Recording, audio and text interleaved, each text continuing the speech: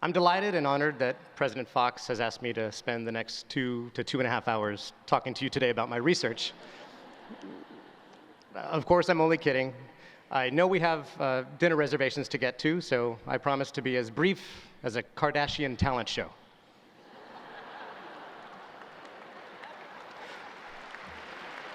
Just testing the room. If Dr. Fox's decision to break from the traditional commencement speaker profile has you a bit puzzled, well, you're not alone. In fact, you're in a rather large group that includes all of my friends and family that know I'm giving this address today. And if you've read my relatively brief bio in the program, I imagine you're asking the very same questions that my mother-in-law first asked my wife. Who is this guy? Why him? And my personal favorite, couldn't you find someone more successful? It's true, I'm not a celebrated author, a politician, or a titan in my field. Yet. As a matter of fact, I'm constantly reminded that I'm not even the most impressive Dr. Birkner in my marriage.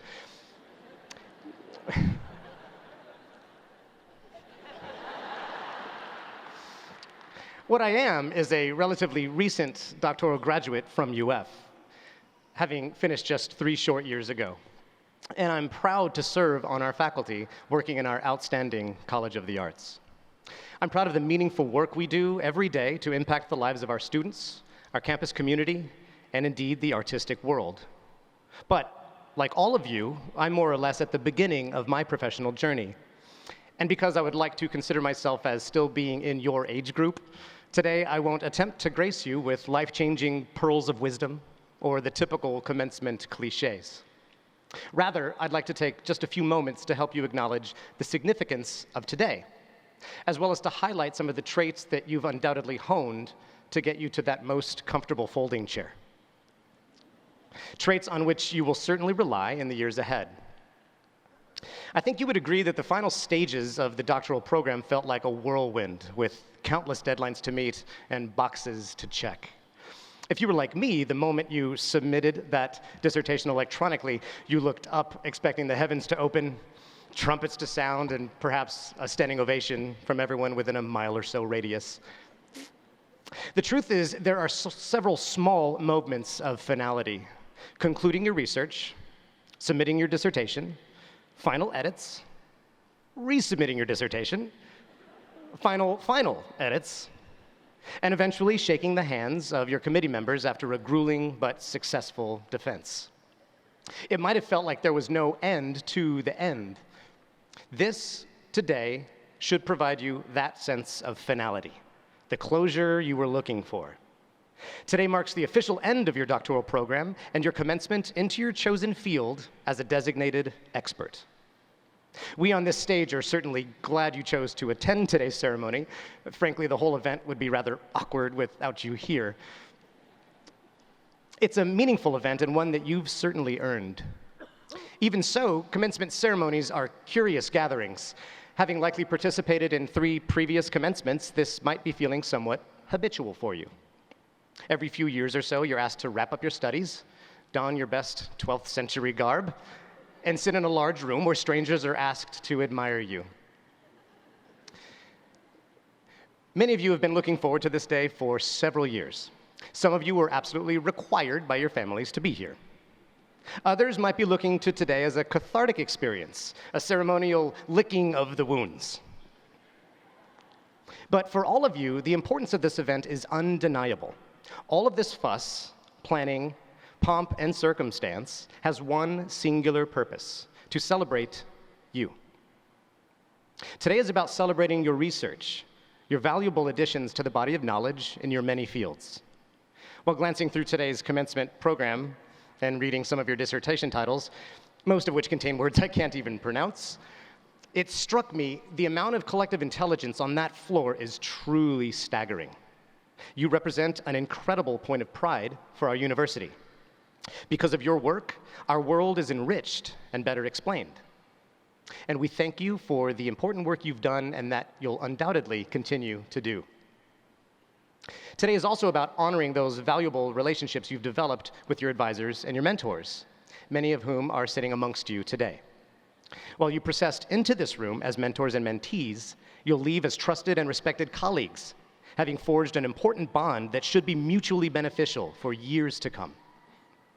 Today's a celebration of tradition.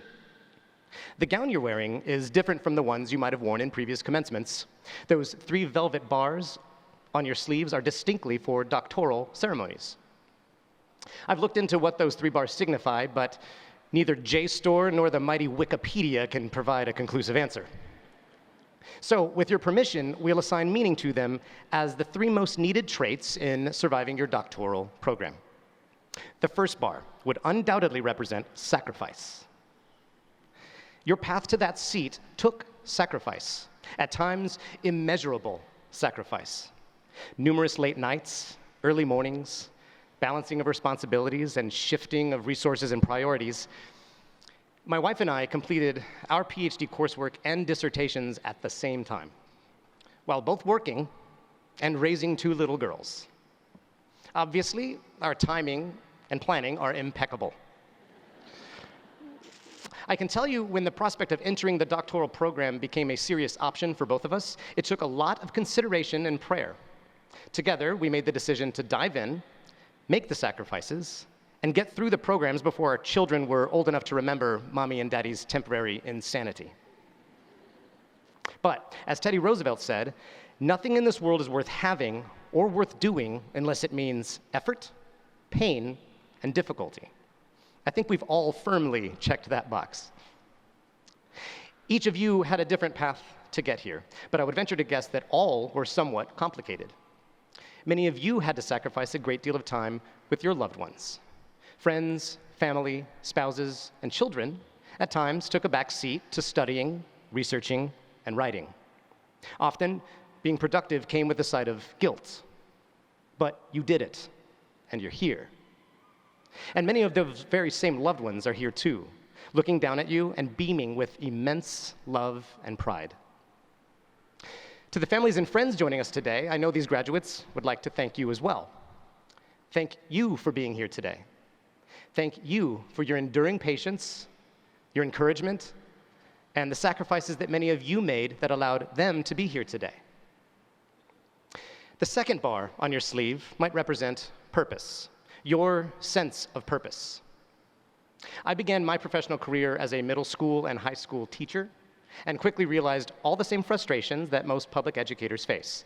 Long hours for somewhat uninspiring pay, intrusive standardized testing schedules, budget concerns, not to mention catching every single stomach bug and cold that happens to pass through the school. I have a vivid memory of sitting in rush hour traffic in Houston, Texas, on the way to teach at one of my middle schools. As some of you might know, the blessing of a long commute is not only that it gives you ample time to second-guess your life choices, but you can also analyze your fellow travelers. I would analyze the cars they drove, the clothes they wore, and their facial expressions. I would try to envision what career they were headed to that day. Were they happier going to their job than I was going to mine? On one of those long morning commutes, I heard some pyramid scheme guru refer to one's work life as, quote, trading hours for dollars. Seen in that light, the overwhelming number of hours required of a Texas high school band director certainly didn't feel like an equitable trade. I, like so many young educators, began thinking about a potential career change. The juice, it seemed, just wasn't worth the squeeze. But it's like George Carlin said, "Oh, you hate your job. Why didn't you say so?" There's a support group for that. It's called Everybody, and they meet at the bar. Nevertheless, I felt like I wanted out. There was one huge problem. I love teaching. It's in my core. I knew I needed to stay in education, but my exact sense of purpose wasn't clear. It was perhaps a moment of divine intervention when, on my birthday in 2006, Dr. David Waybright, director of bands here at the University of Florida, and my mentor, called to offer me the opportunity to return and teach here at my alma mater. Over a decade later, I still occasionally return to that phrase, trading hours for dollars, when trying to keep my own work-life balance in check.